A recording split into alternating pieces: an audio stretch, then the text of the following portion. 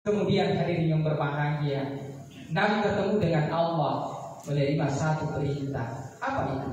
Itulah yang kita kenal dengan sholat 5 waktu.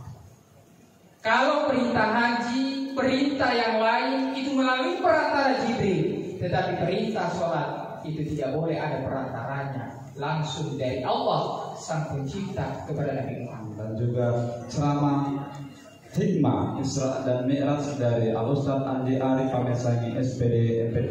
Dalam ceramah yang beliau sampaikan, beliau menyimpulkan tentang perlunya menjaga penjabaran nilai-nilai sholat dalam keseharian kita. Yang mulia dulu Bapak Ibu yang kami hormati, selanjutnya kita akan menyaksikan penyerahan surat keputusan Datilu tentang pengukuhan Pangulo Adat Tionghoa Rilu yang akan diserahkan oleh Yang Mulia Datilu kepada Pangulo Adat Tionghoa Bapak Louis Chandra. Kepada beliau kami persilakan untuk mengambil tempat. Teman-teman, jangan lupa tonton terus sampai selesai. Dadah. Bye-bye.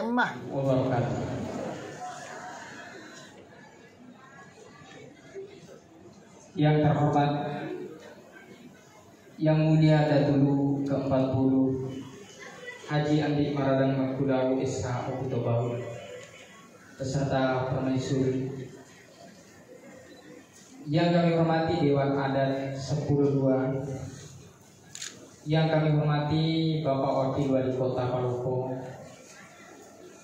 yang kami hormati yang mewakili Wali Kota Makassar, Bupati Luhut Utara, Kapolres Kota Palopo, Bapak Dandi 1403 Sawerigani, Pak Pengemala Bigeng, seluruh hadirin dan hadirat yang insya Allah dimuliakan oleh Allah Subhanahu wa Ta'ala.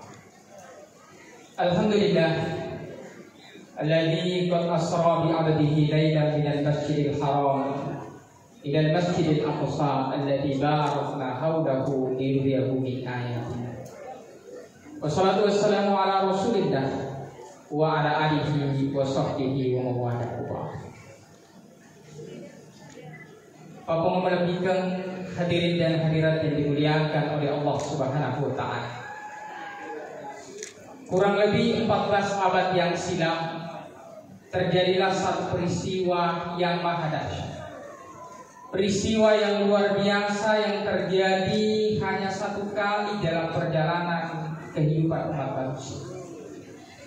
Peristiwa itu tidak lain dan tidak bukan diperjalankannya seorang manusia yang sangat mulia, baginda Nabiullah Muhammad SAW, dari Masjidil Haram di Mekah ke Masjidil Aqsa di Palestina, kemudian naik melewati 7 lapis langit ke Sidratil Muntaha, bertemu langsung dengan Sang Pencipta.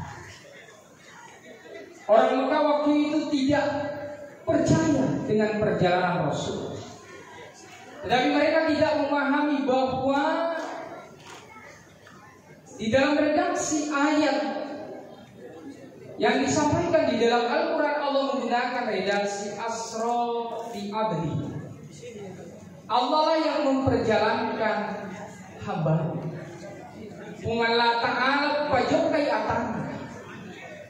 Kalau Allah yang menginginkan, maka tidak ada yang sulit. Berjalanlah Rasulullah SAW dari Masjidil Haram kemudian ke Masjidil Aqsa. Kemudian dari Masjidil Aqsa beliau naik ke langit pertama. Beliau bertemu dengan Nabi Adam alaihissalam. 25 nabi dan rasul, 124.000 nabi, bahkan lebih dari itu, tetapi hanya 8 orang nabi yang bertemu dengan Rasulullah pada peristiwa Isra dan Mi'raj. Ada hikmah yang besar, pelajaran yang begitu tinggi. Pertama, di langit pertama Nabi bertemu dengan Nabi Adam alaihissalam.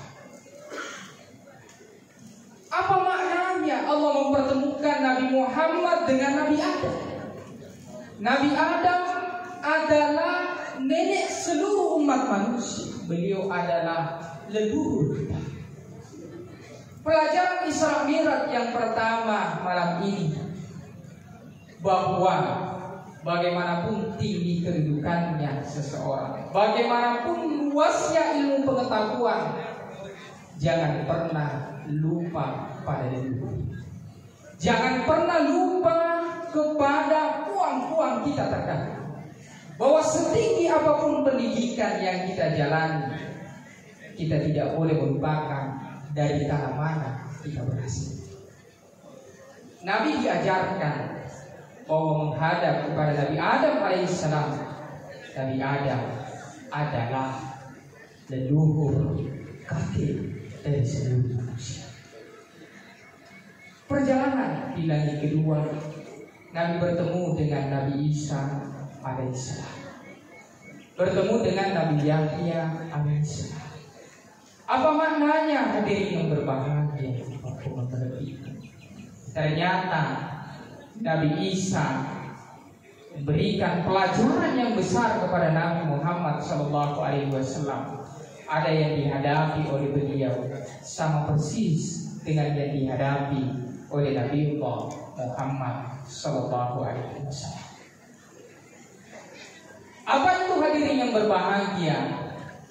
Nabi Isa adalah seorang nabi yang banyak ingin mengkhianati, tetapi beliau memiliki orang-orang yang setia di sekeliling beliau. Begitulah datu-datu kita terdahulu, begitulah nenek moyang kita terdahulu. Banyak yang ingin mengkhianati, tetapi pasti ada orang yang setia di sekelilingnya. Jadi dalam Al-Quran disebut Al-Khawariyun, orang yang setia pada Nabi Isa, mengatakan nahnu ansarullah, kami adalah penolong agama Allah. Itu juga yang dihadapi oleh Nabi. Banyak yang ingin berkhianat kepada beliau, malangi akidah tangan di Nabi ke Muhammad SAW.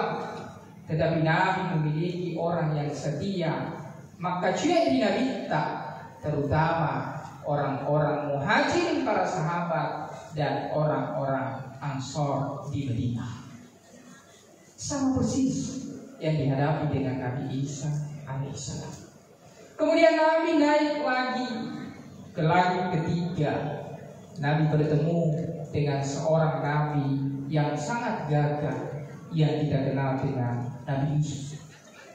Kenapa Allah mempertemukan Rasulullah dengan Nabi Yusuf? Ternyata hadirin yang berbahagia, ada pelajaran besar dari kisah Nabi Yusuf yang sama yang akan dihadapi Nabi nantinya. Apa itu? Nabi Yusuf pernah dikabarkan meninggal dunia, berita hoax. Padahal beliau dibuang di sumur, tidak meninggal dunia. Begitulah Nabi SAW ketika perang Uhud, berita hoax menyebar bahwa pemimpin umat Islam telah meninggal. Akhirnya pasukan kocar-kacir, dan di tengah pertempuran umat Islam sempat mengalami kekalahan.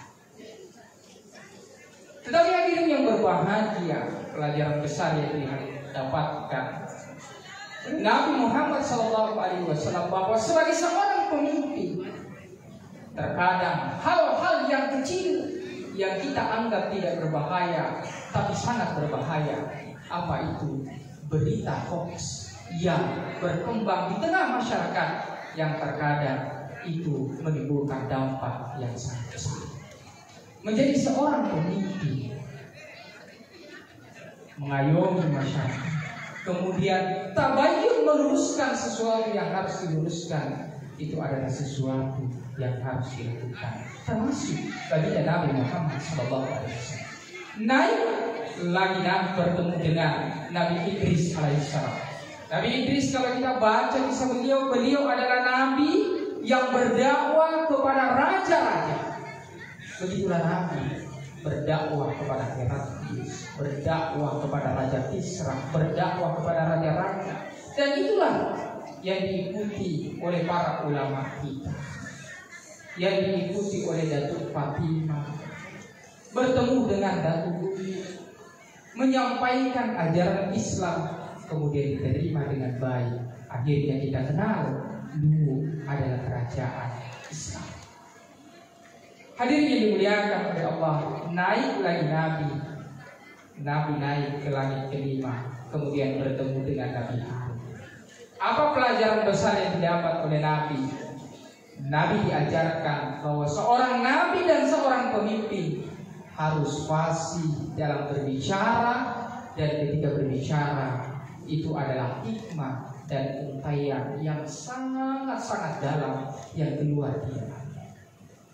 Nabi Harun fasih berbahasa Ibrani, Rasulullah fasih berbahasa Arab. Kita mencintai bahasa lokal kita, itu adalah bagian dari mencontoh Nabiullah Muhammad SAW. Bangga terhadap identitas budaya kita, bangga terhadap nenek kakek moyang kita, bangga terhadap raja-raja dan datu-datu kita. Itu adalah ajaran Islam. Hadirin yang dimuliakan oleh Allah, Nabi naik ke langit ke-6, bertemu dengan Nabi Musa. Apa pelajaran besar yang didapatkan oleh Nabi Shallallahu Alaihi Wasallam kepada Nabi Musa? Bahwa Nabi Musa itu adalah nabi yang memiliki begitu banyak tantangan. Tantangan terbesarnya adalah beliau harus menghadapi seorang Fir'aun. Oleh karena itu hadirin yang berbahagia, tetapi Nabi Musa yang menghadapi Fir'aun di dalam Al-Quran disampaikan kepada Harun dan Musa ketika berdakwah kepada Fir'aun. Qaulan layyina, berdakwalah dengan dakwah yang halus. Oleh karena itu Umar bin Abdul Aziz, ada seorang dai datang kepadanya memprotes dengan keras. Maka apa yang dikatakan Umar bin Abdul Aziz? Saya bukan seperti Fir'aun dan engkau tidak semulia Nabi Musa. Bahwa seorang rakyat harus tahu bagaimana adat dan berbicara kepada rajanya, berbicara kepada pemimpinnya, berbicara kepada datunya. Itu adalah ajaran agama. Kemudian Nabi bertemu dengan Nabi Ibrahim di langit ke-7. Apa artinya hadirin yang berbahagia? Nabi Ibrahim adalah orang yang membangun Ka'bah. Dan disitulah perjuangan Rasulullah SAW dimulai. Fatabi diri Nabi Ibrahim, akhirnya cahaya Islam akan menyebar ke seluruh alam. Kemudian Nabi naik ke Sidratil Muntaha. Jibril tidak menemani beliau.